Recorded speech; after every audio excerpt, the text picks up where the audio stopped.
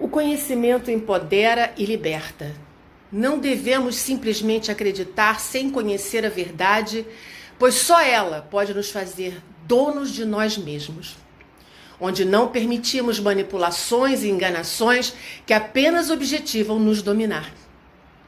A busca do saber é eterna. Sempre precisamos de mais e mais. Quanto mais me informo, mais me armo para lutar com as armas certas.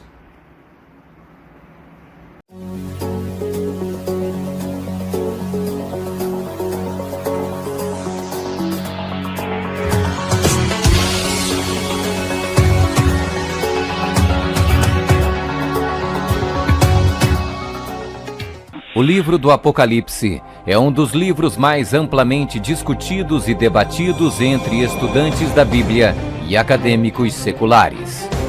Em suas páginas estão registradas as advertências mais aterradoras e profecias explícitas que se possa imaginar. Bem-aventurado aquele que guarda as palavras da profecia deste livro. Quem é a besta citada no livro do Apocalipse? Apocalipse 17. A prostituta montada numa besta de 7 cabeças. 1. É uma igreja e uma cidade. E a mulher, prostituta, que viste é a grande cidade que reina sobre os reis da terra. Apocalipse 17, 18. Observação: na profecia, a mulher é igual à igreja, a prostituta, mulher, portanto, igual uma apóstata, igreja infiel. 2. Está sentada sobre 7 montes. Aqui está a mente que tem sabedoria.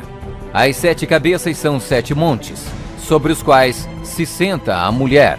Apocalipse 17, 9. Está vestida de púrpura e escarlate, e é adornada de ouro e pedras preciosas. A mulher, igreja, estava coberta de púrpura e escarlate, e adornada de ouro, de pedras preciosas e pérolas. Apocalipse 17, 4. 4. Exerce poder sobre todos os habitantes da terra. Também foi-lhe dada autoridade sobre toda a tribo, povo, língua e nação. 5. Surgiu de uma área densamente povoada, com uma diversidade cultural. Também disse-me: as águas que viste, onde a prostituta se senta, são povos, multidões, nações e línguas. Vi a mulher embriagada com o sangue dos santos e com o sangue dos mártires de Jesus.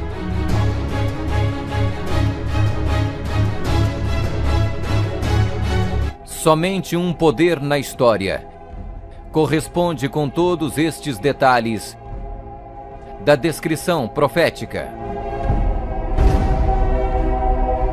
A Igreja Católica Romana. 15. Características que identificam o poder da besta.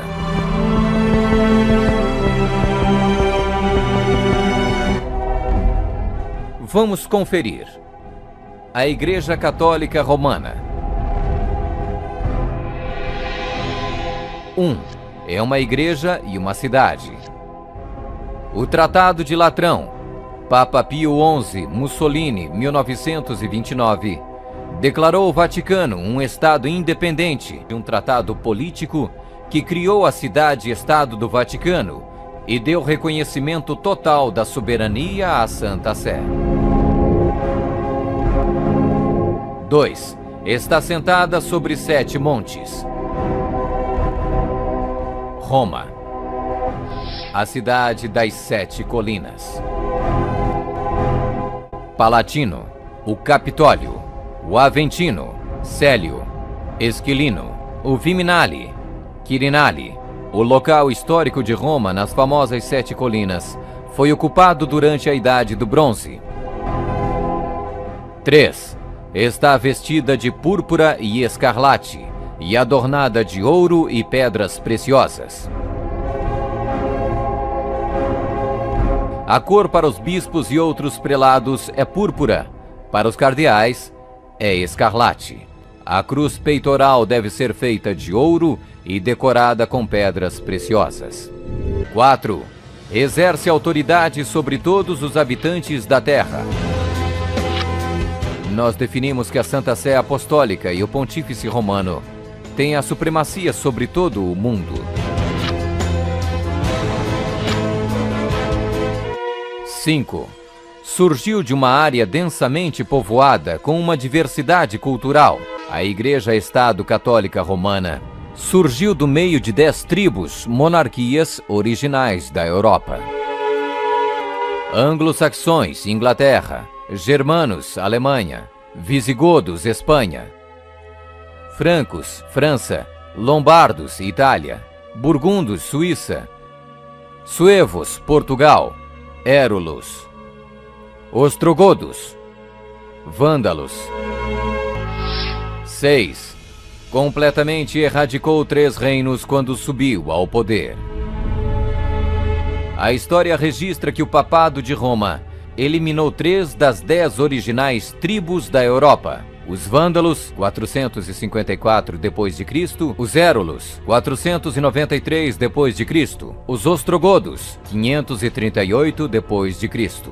O imperador católico Zeno preparou um tratado com os ostrogodos em 487, o qual resultou na erradicação do reino ariano dos Érulos em 493. E o imperador católico Justiniano exterminou os vândalos arianos em 534 e, significativamente, quebrou o poder dos arianos ostrogodos em 538. Assim foram os 3 chifres de Daniel, os Érulos, os Vândalos e os Ostrogodos, arrancados pela raiz. Hoje não existe uma única linhagem que pode ser rastreada até um destes 3 reinos. Eles foram literalmente erradicados, arrancados pela raiz. 7. Faz guerra com os santos.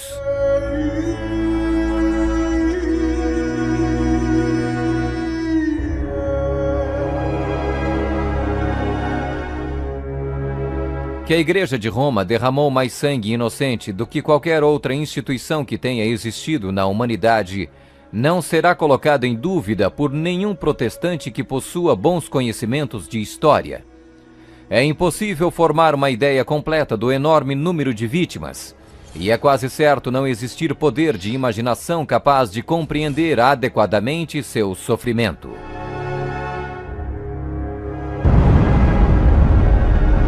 8. Tem um único homem que age e fala por todos. O Papa é o único porta-voz de toda a Igreja Romana.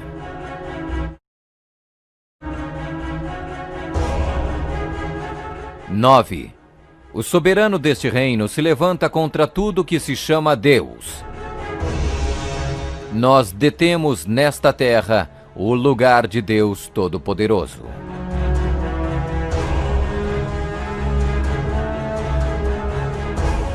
10. O soberano deste reino identifica-se com o número 666. A tríplice coroa do Papa tem a inscrição Vicarius Filii Dei, que em latim significa o vigário do Filho de Deus.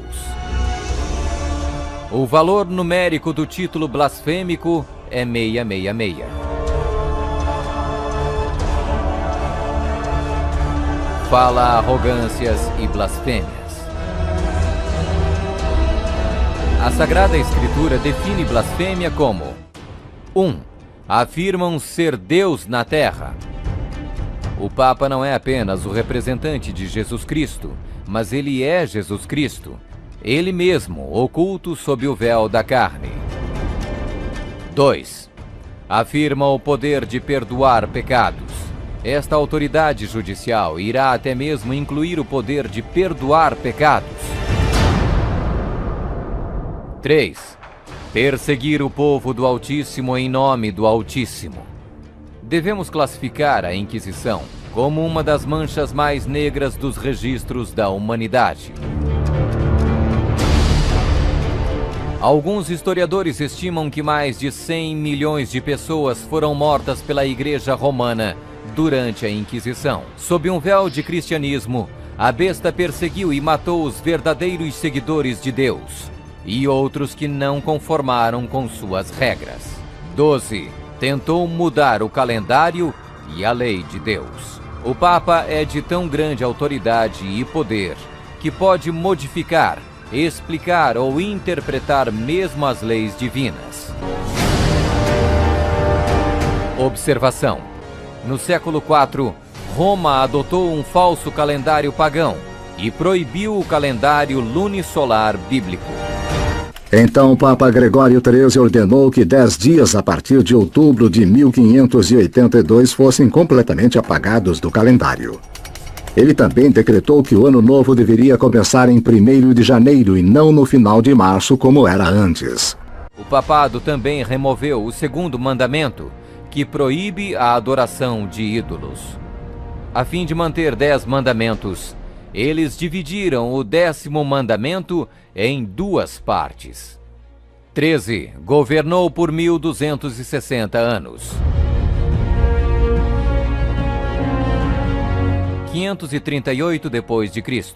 O papado, trabalhando em conjunto com o governo civil, acabou com o poder dos ostrogodos, deixando sua reivindicação de supremacia eclesiástica incontestada. A Igreja Romana poderia e pode exercer sua plena autoridade. 1798 d.C.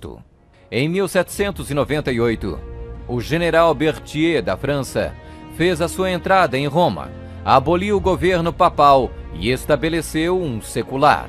O papado governou durante exatamente 1260 anos, a partir de 538 até 1798. 14. Sua autoridade foi destituída por um poder civil e foi tomada em cativeiro. A suprema humilhação da Igreja veio quando Pio VI foi expulso de Roma pelos exércitos franceses em 1798 e no ano seguinte foi levado cativo por eles e arrastado de volta para a França, onde morreu. 15. Foi mortalmente ferida, mas acabará por se recuperar. O papado foi mortalmente ferido. O general Berthier aboliu o governo papal. A ferida começa a sarar e o papado revive. 1929.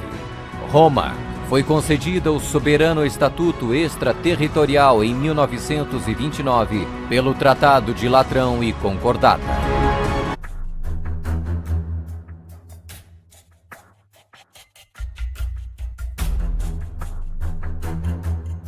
O jornal italiano Il Fatto Quotidiano publicou mais um escândalo envolvendo padres gays da Igreja Católica. Padres foram flagrados pela polícia em uma orgia regada a drogas em um apartamento do prédio da Congregação para a Doutrina da Fé, também chamado de Palácio do Santo Ofício, no próprio Vaticano. O caso foi notícia também pelo português DN e pelo inglês The Times. A festa foi descoberta depois que vizinhos acionaram a polícia por estranharem o movimento de contínuo entre e sai do apartamento. O organizador da orgia seria um assessor do cardeal Francesco Coco Palmerio, um dos principais conselheiros do Papa Francisco. Em 2015, o padre polonês Krzysztof Sharança, de 43 anos, funcionário da Congregação para a Doutrina da Fé, declarou que tinha um namorado com quem já morava há muitos anos, mas foi excomungado pela igreja. Porém, ele revelou que o Vaticano está infestado de padres gays. Foi-lhe dada uma boca que proferia arrogâncias e blasfêmias.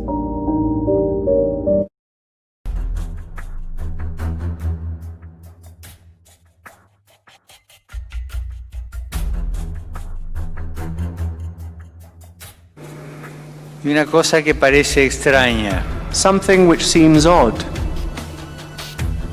¿Qué es esto? Y esto es la historia del fracaso de Dios. El fracaso de Dios.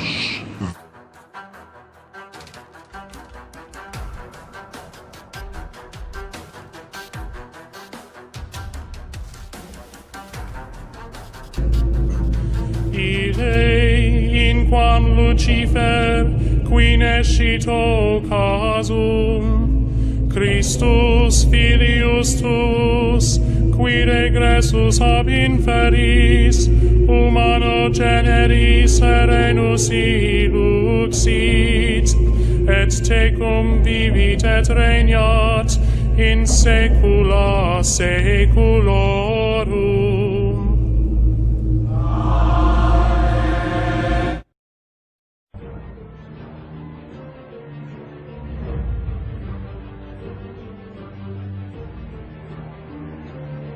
Qui nescito casum Christus filius tuus